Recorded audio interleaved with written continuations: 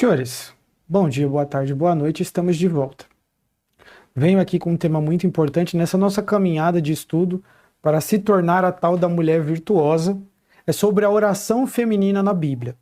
Olha, sendo bem honesto, nós temos mulheres sensacionais na Bíblia. Eu vou deixar alguns nomes na descrição, tá bom? Caso você queira fazer um estudo um pouco mais aprofundado. Mas aqui, nesse vídeo, eu quero me ater somente a dois nomes. A Ana, que é um personagem muito citado, e também a Esther, que tem um livro só com o nome dela, só para vocês entenderem. Primeiramente, vamos ficar numa reflexão importante aqui. Portanto, confessem os seus pecados uns aos outros e orem uns pelos outros para serem curados. A oração de um justo é poderosa e eficaz. Em algumas traduções, talvez você vai ver, pode muito em seus efeitos. Então, a Ana passou por uma situação complicada, porque ela era estéril. Na Bíblia diz que o marido a amava muito, mas ela tinha uma aflição porque ela não conseguia dar à luz. Tem algo importante, né? Afinal de contas, a biologia não dá para ser vencida. É um fato. E ela passando por essa aflição. Vamos ver lá o que a Bíblia diz? Seguindo aqui, ó, a partir do 9, tá bom? 1 Samuel 1, 9. Então Ana se levantou, depois de comerem e beberem em Siló, e Eli, sacerdote, estava sentada numa cadeira junto a um pilar do templo do Senhor. Ela, pois, com amargura de alma, orou ao Senhor e chorou abundantemente. E fez um voto dizendo: Senhor dos exércitos, se benignamente atentares para a aflição da tua serva, e de mim te lembrares, e da tua serva não te esqueceres, mas a tua serva deres um filho homem, ou filho varão. Ao Senhor o darei todos os dias da sua vida, e sobre a sua cabeça não passará navalha.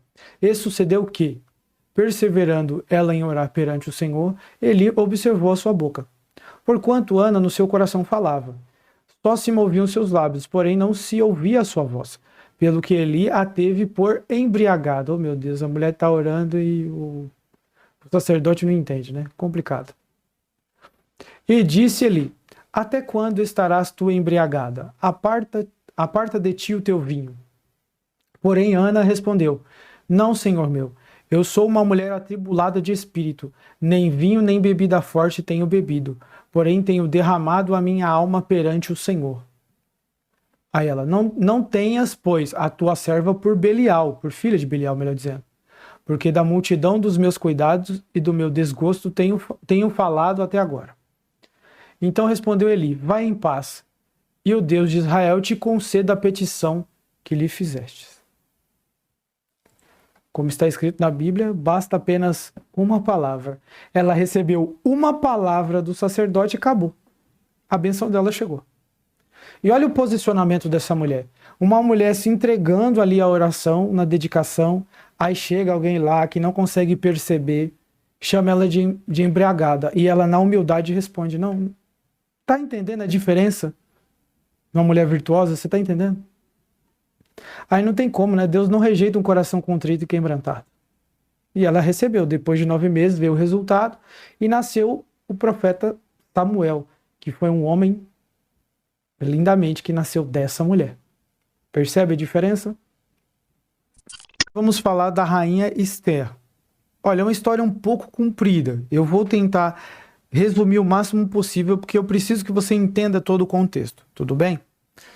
Então, no reino do rei Artaxerxes, onde a rainha Esther estava com o rei, certo? Tinha um oficial muito importante, e ele ainda foi mais honrado pelo rei, ao ponto de todos, até no reino e no palácio, eles se dobravam a esse tal desse Amã. Só que um parente da rainha Esther, que não estava no reinado, tá? Ele estava fora. Ele não se dobrava ao tal do Amã. E isso deixou o Amã totalmente enfurecido. Ele foi até o rei, eu estou resumindo bem aqui, tá? Ele foi até o rei e chavecou o rei falando: ó, tem o pessoal aí no seu reino que ele não segue as nossas diretrizes. Vocês vão fazer um decreto e literalmente matar todo mundo que é dessa mesma crença. Mardoqueu fica sabendo disso, fica naquela aflição, porque todo o povo de Israel, todos os judeus vão ser mortos. E aí a gente vem até essa parte que eu vou ler para vocês aqui.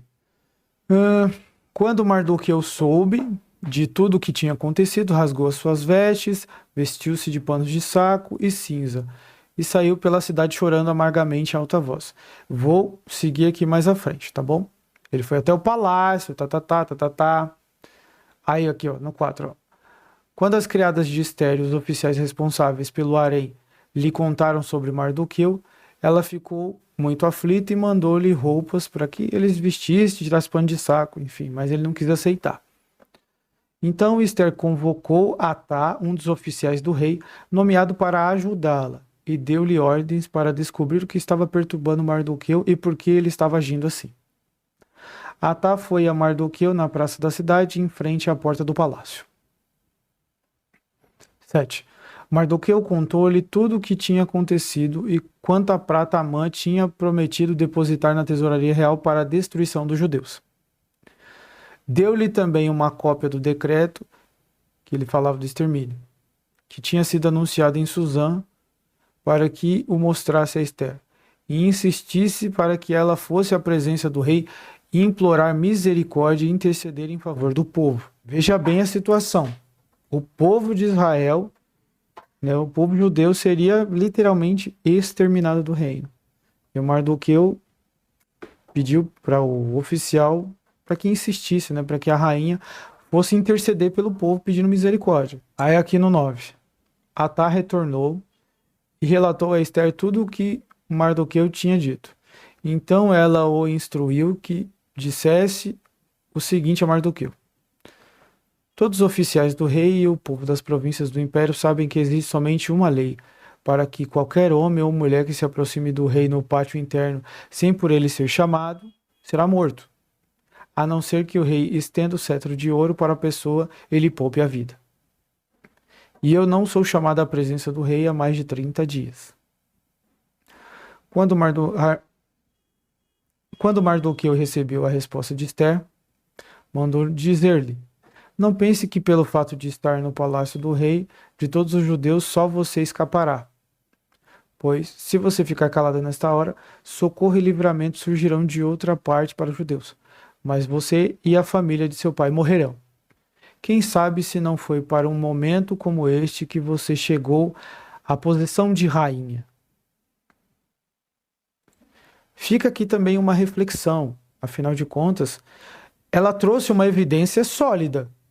Deixou bem claro, ó, todo mundo sabe no reino que se o rei não estender o cetro ou eu não for chamada, eu vou morrer. É uma lei praticamente absoluta, ela está deixando bem claro isso. Aí o Mardoqueu chama ela para a responsabilidade e fala: ó, talvez você foi levantada como rainha para esse momento agora. Entende? Então não é uma situação fácil, não é? Aí no 15 aqui, que é lindo isso. Então Esther mandou esta resposta a Mardoqueu: vá reunir todos os judeus que estão em Suzã e jejuem em meu favor. Não comam nem bebam. Durante 3 dias e 3 noites, eu e minhas criadas jejuaremos com vocês. Depois disto, irei ao rei, ainda que seja contra a lei. Se eu tiver que morrer, morrerei. Mardoqueu retirou-se e cumpriu todas as instruções de Esther. É importante destacar isso. Quem é que está na posição de protagonismo agora, hein? Quando diz que as mulheres eram subservientes aos homens, né, no Velho Testamento. E aí?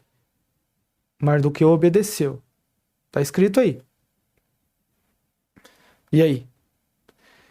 Devemos levar em consideração isso. O protagonismo está sobre Esther, assim como estava em Ana também. Está sobre ela. Ela toma a responsabilidade. Ela ouviu o conselho do parente dela, do Mardoqueu, sem dúvida, mas estava nas mãos dela. Então ela arriscou a própria vida dela em favor do povo dela, do reino dela. Consegue entender isso? Aí vocês podem dizer: ué, mas cadê a oração? A Ana, beleza, tá escrito que ela orou, e a Esther? Então, para nós que somos cristãos, é difícil descolar jejum de oração. Então, muito provavelmente não só ela, como o povo também. Então, vamos dizer assim que não seria tão necessário destacar a oração em si. Creio que no caso de Ana foi destacada a oração porque ela estava no templo e foi tido como embriaguez. Então, para deixar bem claro uma coisa da outra. Aqui já não. já tem um propósito de intercessão. Então, vai orar. É simples. Vemos aí o quão importante é esse posicionamento das mulheres que oram. Como eu disse no início, eu vou deixar uma lista de mulheres importantes que oravam também na Bíblia e fizeram diferença no seu tempo. Cada um na sua posição, certo? Vou deixar na descrição. Você pode conferir e fazer um estudo mais aprofundado. Senhores, eu fico por aqui.